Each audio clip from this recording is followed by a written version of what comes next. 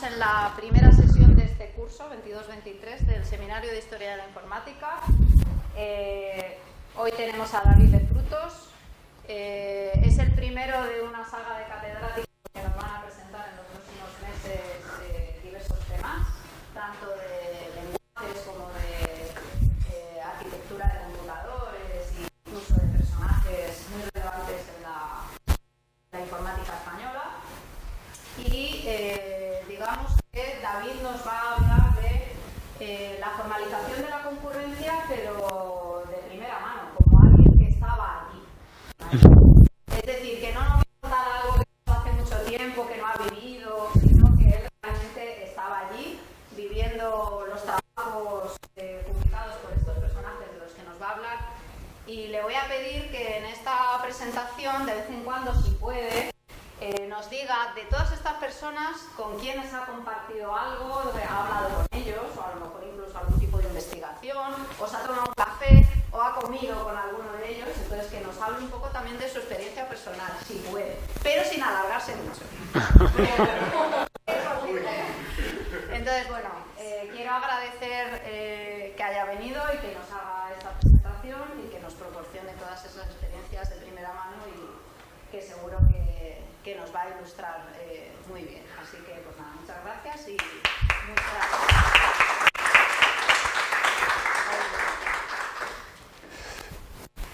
Bueno, pues, a ver, esto ahora. Como ha comentado Clara, pues sí, efectivamente tuve la suerte de compartir varios y grandes momentos con, bueno, en principio con todos los que están aquí sentados a la mesa y con varios más de los que van a salir luego a continuación en algún momento. En el caso concreto, bueno, como ahora mencionaré, de Jor y Dijkstra, que tradicionalmente era los de verano de Marsdorf en Alemania, organizada por la OTAN, vamos, sufragada por la OTAN, organizada por ellos, de acuerdo, donde cada 2 años en aquella época, pues nos reuníamos allí, vamos, tuve la suerte además de ir en 2 ocasiones, en el 84 y en el 86, y bueno, allí se reunían un montón, 12 o 14 profesores, y daban su monográfico de 5 o 10 horas, y 2 de los que hablaban siempre en aquella época eran los principales organizadores, que eran Jor y Dijkstra. ¿De acuerdo? Los demás que irán saliendo, pues aquí están Petri, obviamente el inventor de las redes de Petri, Robin Milner y Zohar Mana. Y bueno, aquí quedé yo, evidentemente, como compañero de piedra, y conseguí acordarme de que cuando había estado con Ignacio en Tokio habíamos tomado un té en el tatami de una tetería muy chula del centro de Tokio, y así estoy de modo humilde a la mesa solo para recoger las migajas, lógicamente.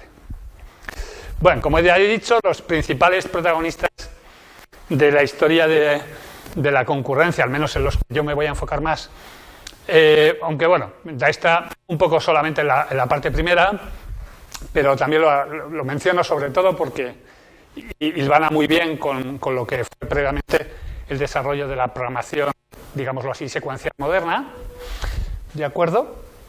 Y bueno, pues y de hecho, bueno, como aparece aquí, gracias a Dios, bueno, no que es el único que está vivo, pero Jor sí que sigue vivo, y por desgracia es el único de los 5 que han aparecido antes que todavía nos acompaña. Bien, como digo, para entender un poco cómo funciona la formalización de la programación concurrente hay que empezar con lo que fue la formalización, más que formalización, el estudio sistemático de la programación como tal, ¿no? Como todos sabéis, y algunos hemos sufrido incluso de forma más o menos intensa, la programación nace con el lenguaje máquina, que obviamente es el que utilizaban directamente los primeros ordenadores y siguen utilizando hoy en día los organizadores modernos, al menos en último término, ¿de acuerdo? Donde, por supuesto, el protagonista principal era GoTo, porque de hecho un programa de lenguaje máquina no es otra cosa que un autómata, ¿no? Que el estado corresponde a la instrucción que ejecutar y el efecto es la ejecución sencilla de la instrucción correspondiente. Y por lo tanto todos hemos padecido que para hilvanar un programa en lenguaje máquina correcto, pues había que, sobre todo si realmente no nos habían hablado, lógicamente, de los bucles, pues había que calcular muy bien las vueltas que tenía que dar aquello para que al final hiciera lo que queríamos. Obviamente, posteriormente aparece la abstracción procedimental, en la cual, de hecho ya lenguajes que ya no eran exactamente lenguaje máquina, pues por ejemplo BASIC, pero seguía siendo instrucción fundamental el GoTo, ¿de acuerdo? Pero aparece ya la idea del procedimiento para poder aislar textos, pequeños textos que ejecutan las correspondientes funciones o procedimientos. Y las correspondientes llamadas pues nos permiten salirnos del texto a uy, qué mal. Salirnos del texto a un determinado aquí es por esto, a un determinado procedimiento y luego cuando termina pues volver. Y también un poco queriendo y sin querer pues aparece, alguien se da cuenta de que y si el procedimiento se llama a sí mismo, ¿qué pasa? Pues, al principio pasaban cosas raras porque efectivamente vamos al punto, pero no había ya para las llamadas y entonces el tratamiento de los datos era espantoso, ¿no? Había que implementarse a mano la correspondiente pila si queríamos que aquello funcionara adecuadamente. Bueno, pues en un Dijkstra precisamente pues publica un famosísimo artículo, Go to Consider Harmful, donde viene a explicar que hay que intentar librarse, como sea, del por el problema de lo que en tiempo se llamaba código espagueti, en el que precisamente estas vueltas se liaban unas con otras y a partir de ahí no había forma de entender lógicamente cómo funcionaba el texto del programa, porque había saltos de todas partes a todas partes, ¿no? Entonces, efectivamente, la idea de que el bucle organiza bien los go-tos de forma que vayan implicándose unos con otros y de esa forma pues sea mucho más fácil razonar sobre lo que hacían nuestros programas. Y prácticamente de inmediato, incluso en algunos casos antes de haber inventado como tal los bucles sintácticamente, pues Robert Floyd y posteriormente Hoare presentan lo que hoy en día conocemos como la lógica de Hoare para verificar nuestros programas estructurados, ¿de acuerdo?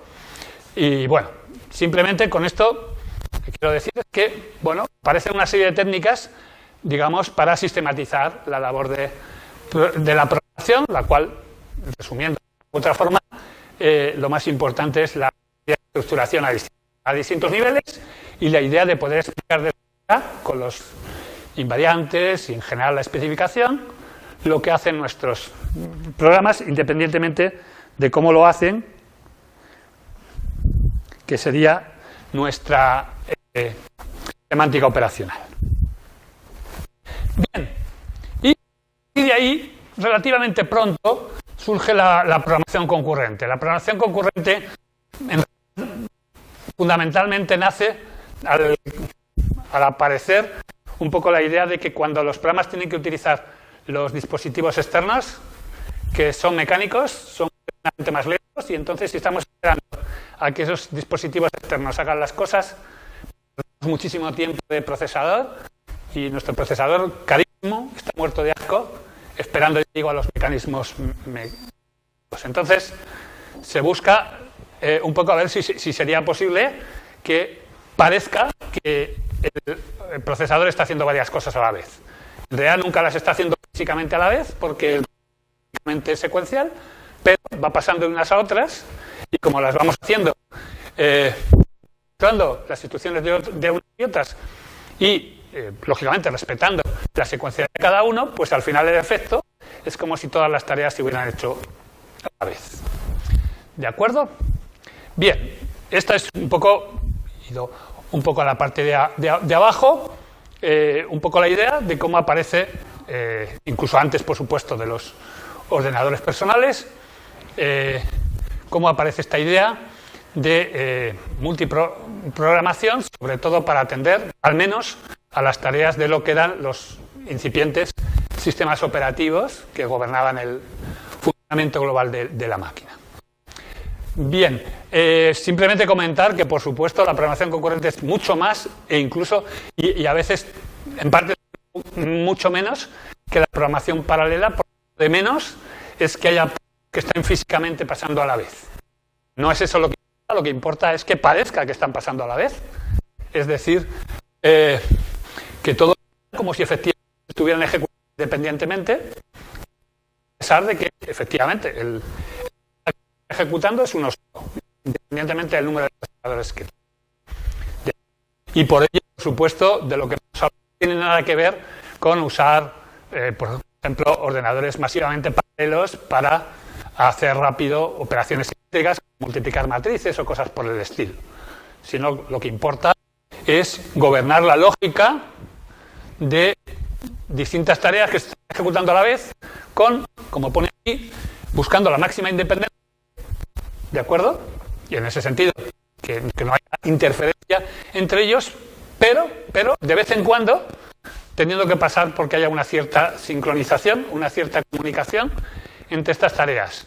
Bien con la idea de que compiten ellas, o bien con la idea de que compiten por los recursos que son limitados. ¿De acuerdo? Bien, y en base a eso, pues rápidamente nos damos cuenta de que hay problemas. Me he saltado en la transparencia anterior lo que todos padecíamos en su tiempo, de que cuando el ordenador personal empezaba a ejecutar las tareas del sistema operativo, pues en nuestros programas, pues cada 2 por 3 colgaba Windows, porque precisamente se había hecho un lío el sistema operativo con todas las tareas que tenía que hacer a la vez y autobloqueado a sí mismo. El famoso deadlock. ¿De acuerdo?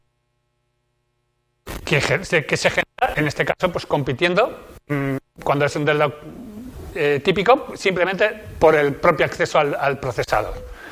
Yo necesito que tú vayas antes que yo, y tú necesitas que yo antes y ya está. Pues uno, ¿de acuerdo?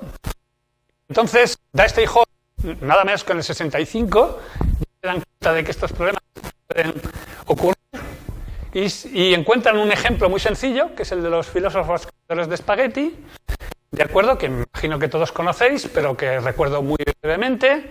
Tenemos los 5 filósofos con lo único que se pueden pagar, porque para eso son pobres, que son platos de espagueti. Sí tienen un plato para cada uno, pero como el colegio de filósofos está muy escaso de recursos, pues tienen que compartir los tenedores. Porque todo el mundo sabe que para comer espagueti como Dios manda, o una cuchara o 2 tenedores. Como aquí no había cucharas, pues 2 tenedores. Entonces no hay ningún problema si dos filósofos que no están vecinos quieren comer a la vez. Pero si, por ejemplo, todos quieren comer a la vez y se les ocurre coger el tenedor que tienen a su derecha, pues todos tienen un tenedor en la mano y ahí se quedan colgados. Porque si no se les ocurre que para que alguno pueda comer, lo que tiene que hacer alguno es renunciar a comer ya su tenedor para que lo coja el vecino, pues si todos piensan que son los primeros que tienen que comer, pues ahí se han quedado. ¿De acuerdo? O sea, de nuevo, una situación de bloqueo por culpa de escasez de recursos. Y ellos mismos pues ya van sugiriendo las posibles soluciones al problema. Soluciones, algunas de ellas muy ingeniosas, porque, por ejemplo, como he dicho, el problema se ha producido porque todos los filósofos son diestros. En cuanto hubiera alguno zurdo que cogiera por defecto primero el tenedor de la izquierda, se rompe la simetría y ya habría un filósofo que podría comer. ¿De acuerdo? Y curiosamente, en contra de lo que solimos propugnar, que la simetría es una buena a la hora de diseñar sistemas, pues aquí precisamente la forma de romper el problema es introducir asimetría. Bueno, hay más técnicas, por ejemplo, que seamos generosos. Cuando vemos que tenemos el recurso en la mano para nada, pues lo dejemos en la mesa para que lo coja el otro. Y también, por último, que haya una jerarquía en el colegio de filósofos que diga, no, si Descartes come primero. Y entonces no hay problema, deja los tenedores, come él y después ya comerán los demás. Bueno, entonces aparecen estos problemas que todos, por ejemplo, la divergencia, el live loss que pone que aparece aquí se produciría si efectivamente todos cogen el teléfono, el tenedor de la derecha, ¿vale? Se dan cuenta de que están haciendo el primo y lo dejan en la mesa, y dicen, ya lo puedo volver a coger, lo cojo, y están todo el rato. Al principio no se han bloqueado, ¿vale? Pero da igual, se puede abrir igual porque están todo el rato cogiendo el tenedor, a menos que se pongan de acuerdo en no hacerlo a la vez. Justamente que desincronicen esos movimientos. Bien, y bueno, una serie de ideas, ¿no? Por ejemplo, la fairness tiene que ver con que si hemos introducido prioridades y lo hacemos de forma siempre igual, pues si Descartes tiene hambre siempre, no come más que Descartes. O come Descartes y a lo mejor algún otro, pero en particular los dos que están al lado de Descartes lo van a pasar fatal.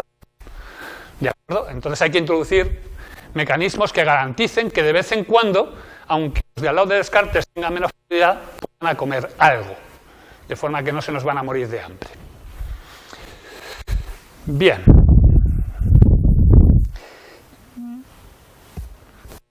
Entonces, ya pasamos a escribir código que de forma explícita intente manejar programación concurrente, ¿de acuerdo? Pues nos encontramos también con problemas asociados a la atomicidad. Y en concreto, el problema clásico es, hoy se puede presentar como el conteo simultáneo de votos con un sistema electrónico, ¿vale? En el que se entiende que las oficinas donde se está haciendo el escrutinio, pues se encuentran un voto del PSOE, por ejemplo, y entonces ven, ¿cuántos tenía? 27. Pues 27, se supone que el conteo es global, ¿vale? Dice, pues a 27 le sumo 1 y pon ahora 28. Entonces, si en dos sitios distintos ven el 27 a la vez, los dos han sacado un voto, han visto que 28 es el siguiente número, ¿vale? Y los dos devuelven a la estación de conteo el 28 y obviamente el PSOE. ¿De acuerdo? ¿Y por qué lo ha perdido? Pues porque intuitivamente la operación de sumar 1 se ha hecho a la vez en los dos sitios. En realidad no importa que no se haya hecho a la vez. Lo que importa es que haya habido un desfase, o una separación entre el momento en el que se ve el 27 y el momento en el que se suma 1. Si eso lo hacemos todo seguido, no hay problemas, porque en la segunda estación ver el 27. Para cuando el 27, la otra ya han sumado el voto y ya ven un 28. ¿De acuerdo? Total, que hay que inventar algo para que ciertas secuencias de instrucciones se hagan todas a la vez en el sentido de que o se hacen todas o no se hace ninguna. Y esas son las regiones críticas que inventan, bueno, una serie de gente y a las que da solución de forma puramente, y esto es divertido, puramente secuencial, sin que haya ningún mecanismo de paralelismo involucrado que haga trampa, que se aproveche de técnicas, digámoslo así, específicas, pues el algoritmo de Decker, el algoritmo de Peterson, el algoritmo de la panadería de Lamport, que brevemente. O sea, lo que tenemos que conseguir es que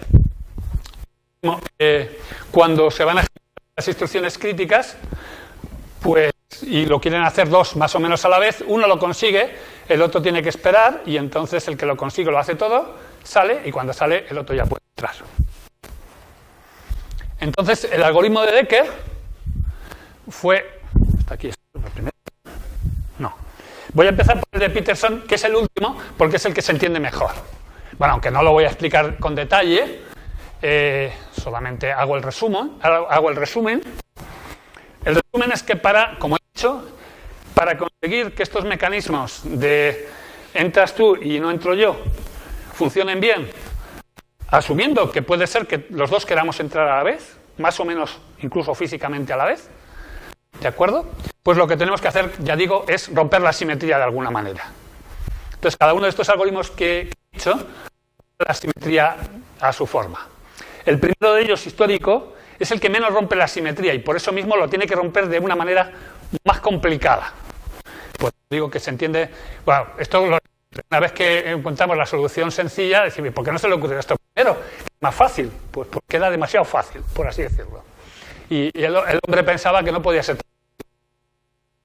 es, como digo, de la buena educación a la hora de entrar. Porque no solamente aviso para no tropezarme con el otro, sino que yo aviso que quiero entrar. Pero antes de entrar, digo, no, pero pasa tú primero, si estás por ahí.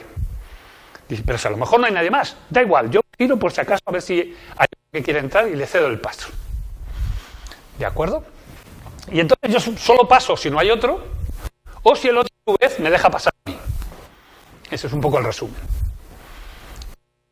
Y al final, claro, por supuesto, siempre hay ese mecanismo de que el otro me deja pasar, es porque hay algo, que son las banderas estas, que dicen que rompen la simetría, para que si no estemos con pasa tú primero, porque entonces la hemos jorobado. ¿De acuerdo? Muy bien, pues esto es la solución final de Peterson, y que es curioso, claro, también, eso sí, es asimétrica, pero en cambio el código es completamente simétrico. O sea, lo único que rompe la simetría es porque se trata distinto del turno 0. Y es por esa razón. Y ya digo, y el turno 1 y el turno 0 van al revés. Van en lo de... En vez de yo querer pasar porque tengo el turno, yo le dejo pasar al otro porque el turno lo tiene a él. Eso es lo que hace que el algoritmo funcione. El algoritmo de Beer, como digo, es el clásico, nada menos que el año... Bueno, se dice que es del año 60 porque al final esto fue la típica cosa en aquella época, pues casi el problema no existía y por lo tanto estará esto perdido por ahí en cuadernos de IBM o de quien fuere, este hombre, y donde se le ocurrió la solución, ¿no?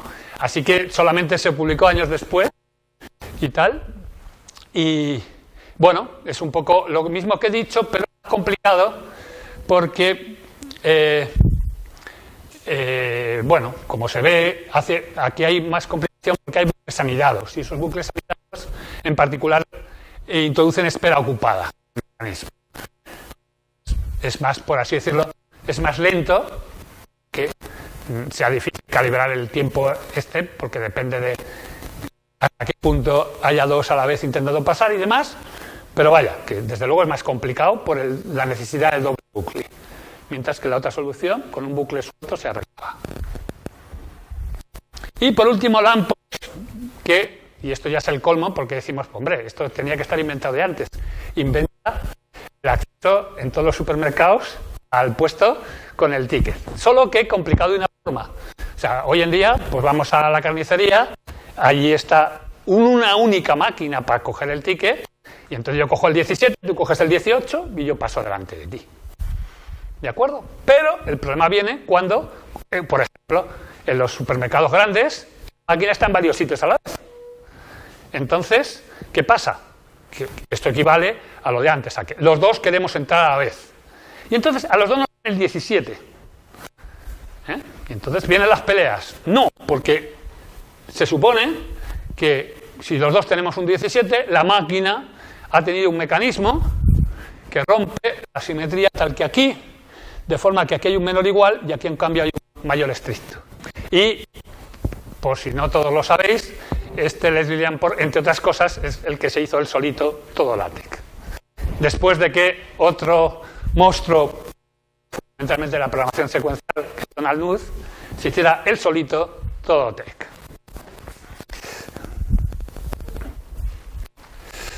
Bien, ¿qué ha pasado?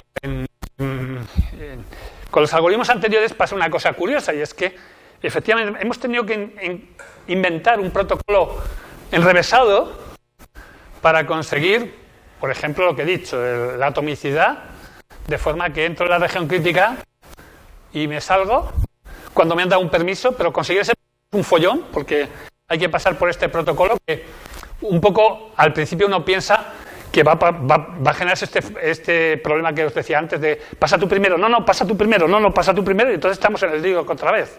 No, efectivamente se comprueba que esos algoritmos son correctos, funcionan bien en todos los casos, ¿de acuerdo? Y además no tienen esperas infinitas ni nada por el estilo, tienen todas las propiedades, lo que sí que funcionan, tienen simetrías, evidentemente, no nos van a tratar por igual, pero sale un poco a quién trata mejor que a otros, ¿de acuerdo?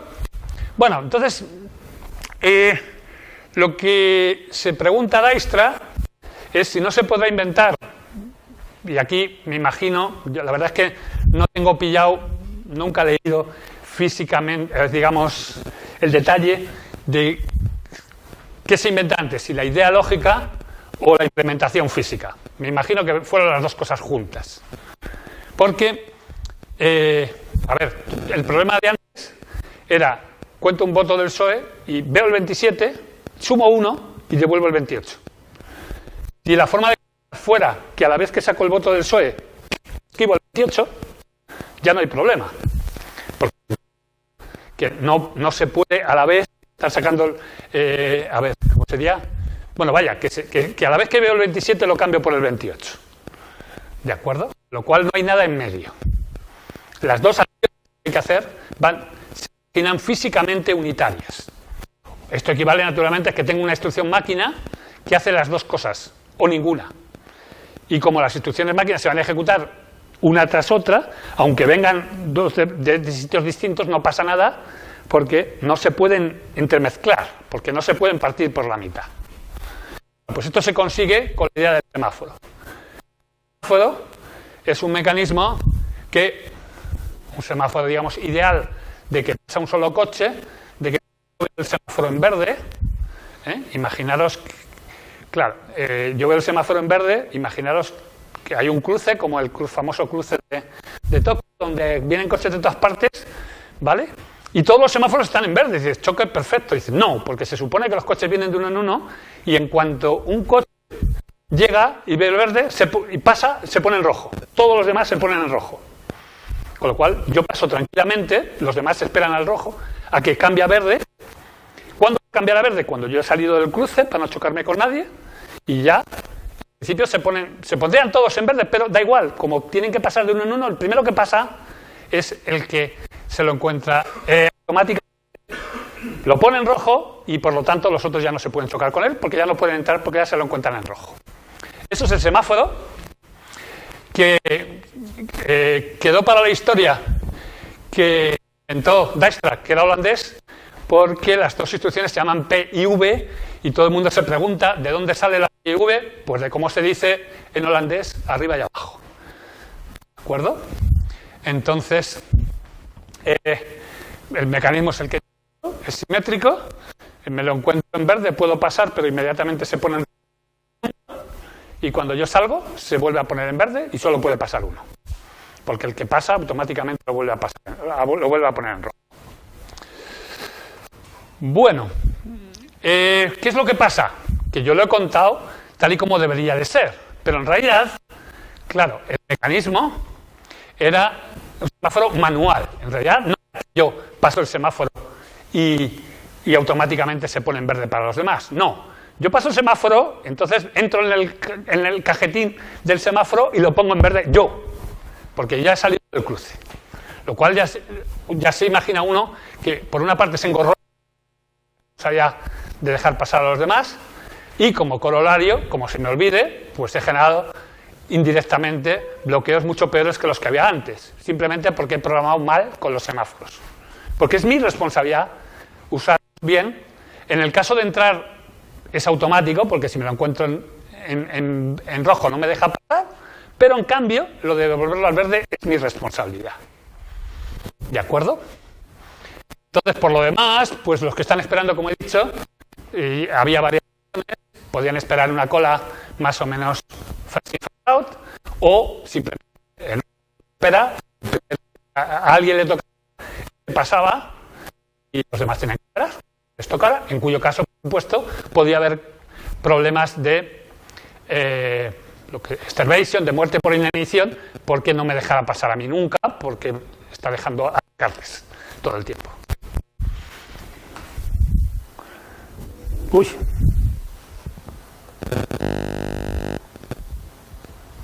Bien, entonces, el siguiente señor que trae la historia de esto es Per Brins-Hansen, que quienes hayáis estudiado operativos, pues es prácticamente el padre de casi todas las ideas que tenían que ver con programación de este tipo de cosas concurrentes en los sistemas operativos, digamos, clásicos. ¿De acuerdo? Y al hilo de esto, pues inventa una serie de cosas como el Pascal concurrente, donde están de Pascal con mecanismos de concurrencia. Y la idea fundamental, estimulada por la gente que en programación clásica secuencial había inventado los tipos abstractos de datos, pues es el invento del monitor, que es un poco como el semáforo de alto nivel, en el cual, básicamente, pues, como he dicho, el volver a poner el semáforo en verde no es mi responsabilidad, va a ser automático, porque todo está programado de forma, ya digo, utilizando la herramienta de alto nivel adecuada, que es el monitor, de forma que la región crítica está dentro, yo he entrado porque el monitor me ha dejado, para eso hay unas señales con las cuales me dejan entrar, que generalizan de alguna forma la idea del semáforo, ¿de acuerdo? ¿Y qué más? Y ya cuando yo me salgo, automáticamente la implementación interna del monitor se encarga de que otro pueda entrar. Y ya no es mi responsabilidad.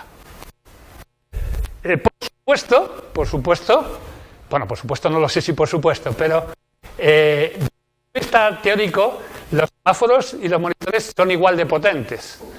Porque esto, como he dicho, es una especie de semáforo de alto nivel donde lo que antes tenía yo que poner los semáforos como debido en su sitio, pues ahora viene de fábrica, con lo cual ahora me obliga a que no hay semáforos, yo no los veo ya, me obligan a trabajar con los monitores que se implementan por debajo con semáforos, pero los ha implementado el tipo que ha implementado el lenguaje de programación, con lo cual es el típico avance producido por un mecanismo de estructuración que teóricamente me está limitando, porque yo ya no puedo usar los semáforos, pero la práctica está haciendo que las cosas funcionen mucho mejor. Así que, en definitiva, de nuevo, como he dicho al principio, que es la historia de estructuración la que permite que las cosas mejoren cuando se pasó de programación secuencial a programación concurrente.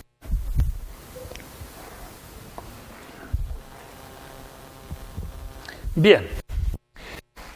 Ahora ya sale en escena Hoare, que inventa a su vez su contribución, que es un lenguaje, sí, de programación específico para la concurrencia, es el Communicating Sequential Processes, publicado en el año 78, ¿de acuerdo? Bueno, es un lenguaje de programación que al principio está pensado para que nosotros escribamos cosas a nivel lógico y luego ya veremos si alguien implementa el lenguaje o no lo implementa. De hecho, aquí se me olvidó ponerlo y ahora no me acuerdo. ¿Cómo se llamaban los cacharros? La empresa que se forró luego Hoare vendiendo procesadores pequeñitos para implementar esto, me sale el nombre. La empresa de Imos Corporation. Suena a dibujos animados, pero es verdad. Era los transputers eran unos procesadores, microprocesadores, pero pensados específicamente, diseñados específicamente para ejecutar el código CSP. ¿De acuerdo? Bien, entonces lo que busca es que el lenguaje secuencial, las básicas son la asignación, el bucle y los condicionales, pues aquí se busca qué es lo fundamental. Y lo fundamental es la comunicación. La comunicación, entonces, se introducen los canales, que intuitivamente es lo que sería hoy un cable, ¿no?, que le permite a un proceso pasar un dato a otro proceso. Entonces, el que lo emite tiene la admiración para soltar el dato y al otro lado se espera que haya alguien que lo recoja. Y lo que también es fundamental es que solo puede ejecutar a la vez. Es decir, puedo enviar un dato si hay alguien que lo quiere recoger y el que quiere recoger el dato solo puede recoger si alguien le envía un dato. Por ese canal. De forma que ahí estamos introduciendo el mecanismo específico, el único, que permite la comunicación, el paso de información y, por lo tanto, que vincula la velocidad relativa de un proceso a la velocidad relativa de otro proceso. Y eso tiene el nombre típico francés de Gabu, cita, porque para la intuición es que cuando nos queramos comunicar, dos, pues tenemos que establecer una cita que en realidad no tiene hora, es simplemente yo sé que te necesito y entonces como sé que te necesito, de vez en cuando me paso por Sol a ver si estás y te puedo dar lo que te tengo que dar. Y tú, como me necesitas a mí, de vez en cuando te pasas por Sol, lo mismo. Claro, ya se ve ahí que esto exige que la programación correspondiente haya implícita una sincronización lógica muy alta, porque si uno de los dos él es infiel al otro y no va por Sol, pues el otro se queda toda la vida esperando.